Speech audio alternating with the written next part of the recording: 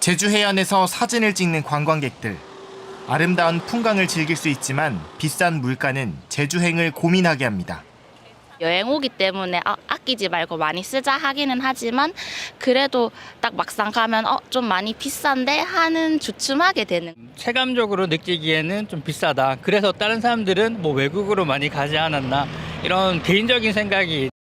제주를 찾는 내국인 관광객은 2022년 1,300만 명에서 이듬해 1,200만 명대로 떨어졌고 올해도 현재까지 476만 명에 그치며 지난해보다 10% 가까이 감소한 것으로 집계됐습니다.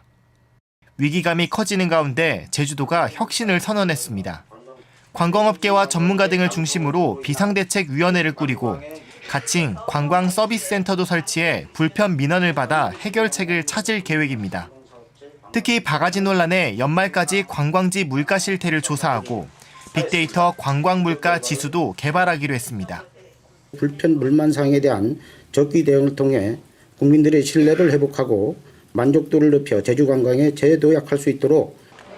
제주도는 또 지속 가능한 제주 관광을 위해 전도민이 함께하는 제주와의 약속 캠페인을 대대적으로 전개할 계획입니다. KBS 뉴스 나종훈입니다. 본격적인 여름 휴가철을 앞두고 제주도가 깊은 고민에 빠졌다고 합니다. 예전만큼 관광객들이 찾아오지 않고 있기 때문입니다. 올해 상반기에 제주도를 방문한 내국인 관광객은 636만여 명, 1년 전과 비교하면 36만 명 정도가 줄었습니다. 대신 가까운 일본을 많이 갔다고 합니다. 5월에만 52만 명 가까이가 일본을 찾았습니다.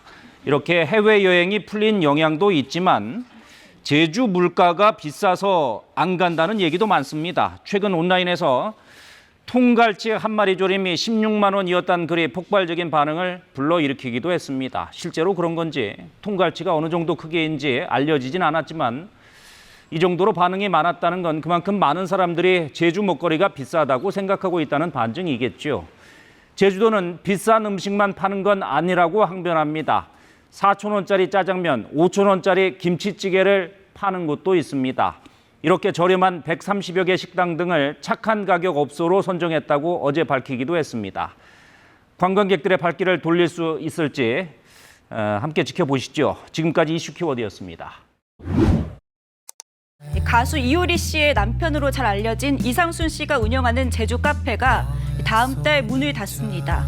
2022년 문을 열었고 예약제로 운영될 만큼 손님 발길이 끊이질 않았던 곳인데요. 2년도 안 돼 폐업 수순에 들어간 겁니다. 카페 측은 구체적인 폐업 이유에 대해선 밝히지 않고 있는데요. 최근 제주에서는 이처럼 문을 닫는 카페들이 잇따르고 있습니다. 지난해에만 카페 200여 곳이 폐업했습니다.